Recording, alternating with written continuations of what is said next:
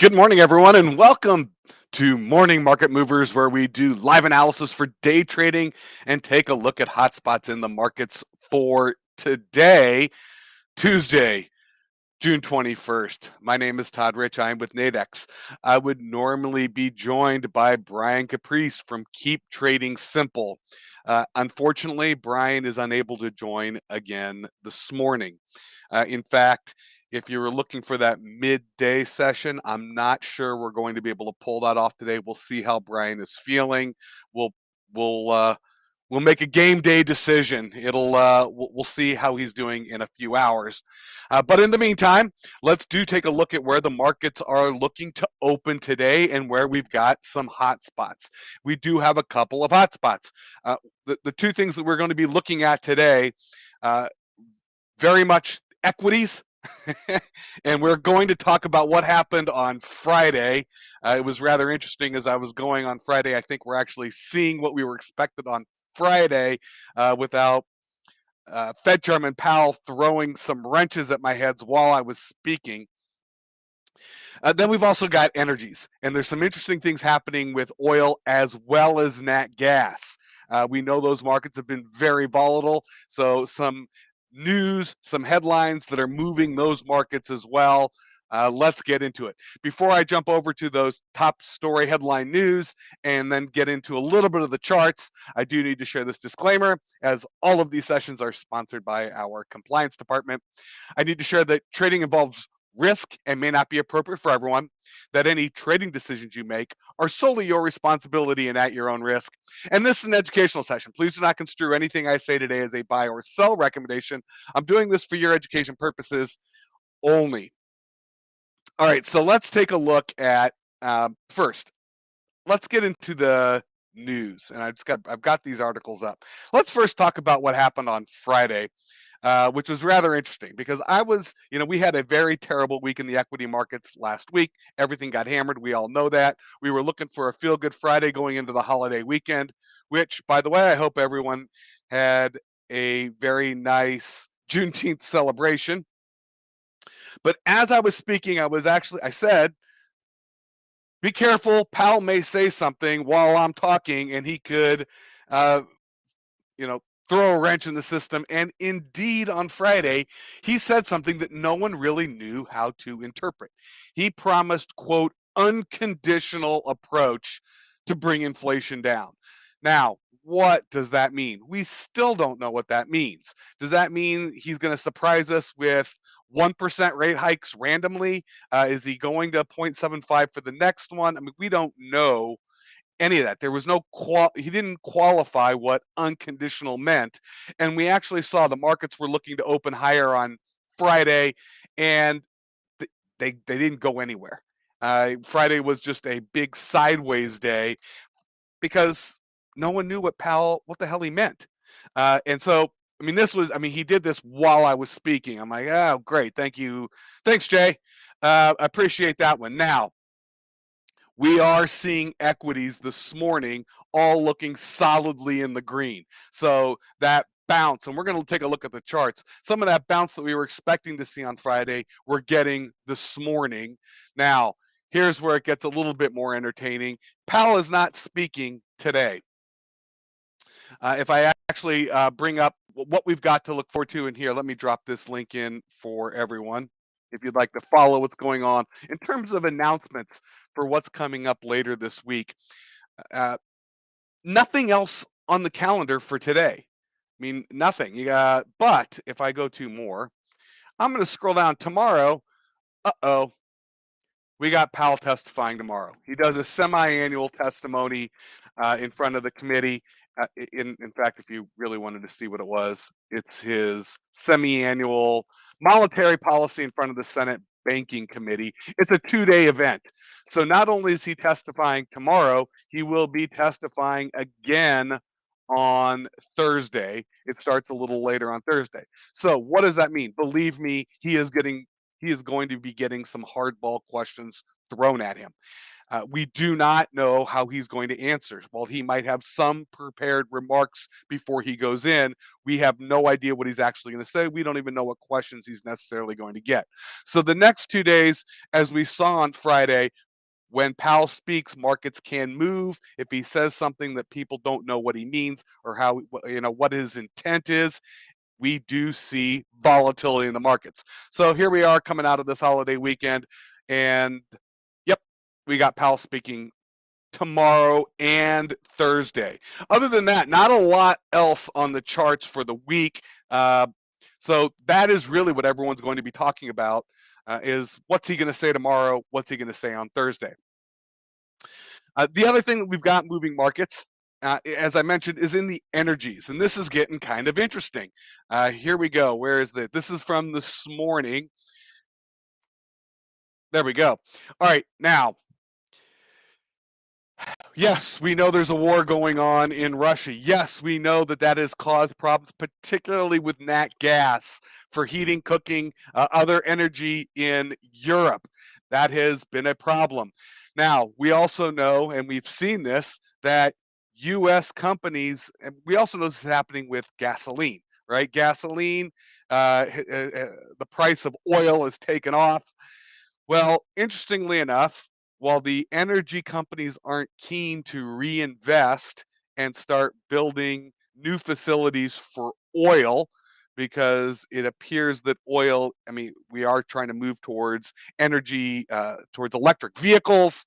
And so right now they're making hay while the sun is shining. Companies making the most money are oil companies who are simply taking advantage of the absolutely astronomical price in oil. They're making money hand over fist, but they're not reinvesting it to extract more oil because they see it as a dead industry. Nat gas, on the other hand, Europe does need the nat gas. Nat gas doesn't get quite the taint that oil does, even though it is a fossil fuel. But here we have it: Venture Global building a $13 billion facility to sell, and they're doing this in Louisiana. Then they're looking. I know they've got plans for a second facility in Louisiana, and they're doing this because they did sign an agreement to provide nat gas to Germany. So while the world is now looking for a way to replace the natural gas that was coming out of Russia, and with our existing facilities, the United States could not do that. However, we can build new facilities, and they are starting to do that. So that's something else to keep on the radar. But this agreement is signed. It is a 20-year agreement, and they are going to sell a lot of nat gas to Germany, and they're building that facility, taking it out of Louisiana, and they'll ship it. So, with that, what are we seeing in the markets? Let's jump over to the charts and take a peek. The first thing we're going to take a look at is nat gas. Now, nat gas is going the opposite direction as oil. Now, we did get that massive sell-off in nat gas last week. It sort of, it did try to climb its way out. We are gapping lower on that news. Nat gas, in fact, now let me pull that over there. Nat gas has gone lower because we are building facilities uh, to extract more natural gas and try to see if we can have demand keep up, or supply keep up with the demand. So getting some relief in natural gas. However, oil, on the other hand, uh, now it is off of its highs. Excuse me. Oil is off of its highs. Now, we did get this big sell off on Friday in oil, but we are now seeing it come back a bit. I do think this is actually kind of handy. I'm going to put the fib retracements on here.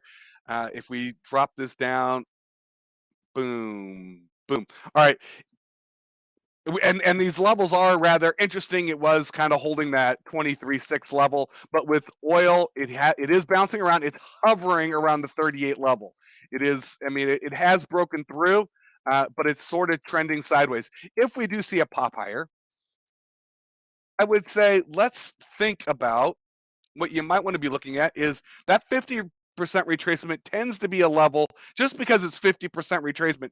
Now, on the way down, I mean, this thing went down on the elevator, right? They say it goes up on the escalator and down on the elevator. It went down on the elevator. Uh, if we were to see a rally in oil, would we see potentially see some resistance right here, just above 111, and that is would be the 50% retracement. In fact, let me fix it. I'm gonna get this a little tighter. There we go. Yeah, it's just above 11. Actually, what is that? It's closer to 11 and a half. Closer to where we would potentially see some resistance on the upside.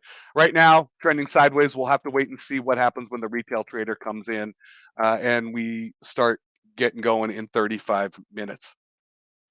The other thing I wanted to take a look at were those equities because we got shortchanged on the Feel Good Friday going into the holiday weekend. But if we take a peek, we are going to see equities all sharply higher. Now, I did have these levels put in here from Friday. I'm now going to extend them out. And what's rather interesting is I mentioned the 50%. Let's just copy this real quickly, duplicate it. Nope, that's not what I wanted to duplicate. Let's just go ahead and grab the horizontal rectangle. There we go. Once again, now we are at the 50% retracement level. We did punch through it a little higher. We're getting a little bit. We got a little bit of a Harry Potter trade off of it. If you're not familiar, that I mean Brian does talk about those where you get the pullback and the takeoff. But we're hovering. We're hovering in that 50%. This is what we were looking before on Friday.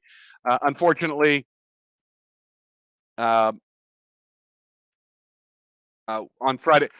Once Powell spoke, the markets absolutely tanked, tested the lows again, and then have since come back. So here we are. Equities, we are getting that we did get that up move overnight. We'll see what the U.S. retail trader has to say when they come in. It'd be nice to see some support, see this push back a little bit higher.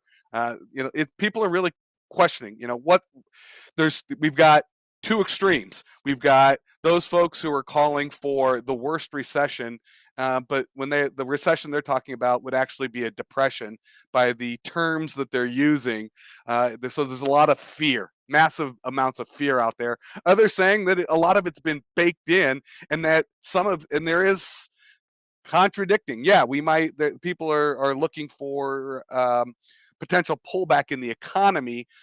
Uh, but we're getting conflicting opinions. Some folks, we had Deutsche Bank who's calling for an earlier, bigger recession.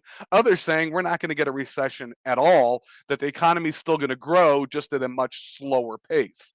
So, I mean, a recession would be an actual pullback in the economy. I don't know. I really don't know. I think a lot of people are speaking out of their politics, not out of out of the data. So, when you've got these polar extremes, and then it takes place in the marketplace, we tend to see significant volatility. All right, so that's the S&P sitting at the 50% retracement after that significant sell-off at the end of last week. I did want to also take a peek quickly. Let's see where we are. I believe all my charts should still be up here from Friday, and they are. So let's just actually take a look at where the Nasdaq is sitting. Now the Nasdaq recovered quite a bit more. It didn't pull back as low as the S&P 500. It actually saw some support. It didn't come all the way back down to its lows. It's blown through that 50% 50% retracement level. In fact, it's now hovering at the 61.8. So Nasdaq certainly doing much better than the overall the broader markets. So the tech stocks, which have gotten brutalized the most, seem to be coming back the quickest. The small caps. We're going to take a quick peek at Russell. It has not come back. There we go. It's hovering. It's sort of like the broader market. Again, right at that, it is kind of amazing how everything kind of comes back. These Fibonacci retracements. Let's put this on the chart so you can all follow it. That 50% retracement level right there. kind of hovering right in that range yet again. So we kind of puts us in no man's land a bit for the open.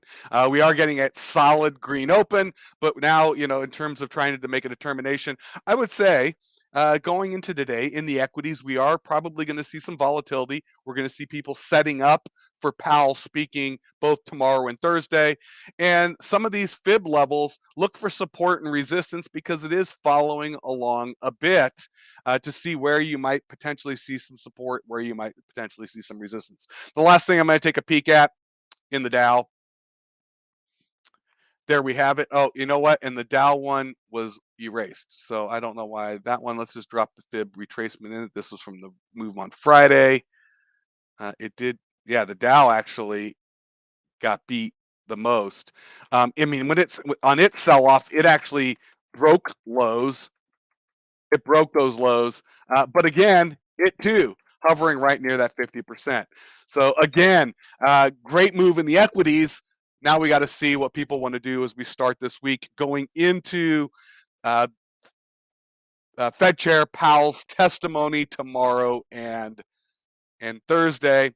Hopefully, we'll get Brian back tomorrow. I hope he's feeling better. I will, if you are scheduled to join us this afternoon, if you join, and I will try to cancel it if Brian is unable to join. But if he's able to pull it together, it'd be great to hear what he has to say going into midday today. Would be in 3 hours. I will find out if he's got the energy and the wherewithal to do that. I may have to cancel, so I'm warning you that, or just giving you a heads up that he may or may not be able to do that today. With that, we'll definitely be back tomorrow morning. I will 100% be here. Hopefully, Brian will be feeling a little bit better, and hopefully, we can get him back in the saddle. And until then, good luck in the markets, everyone. Thank you so much for joining. We will catch you tomorrow.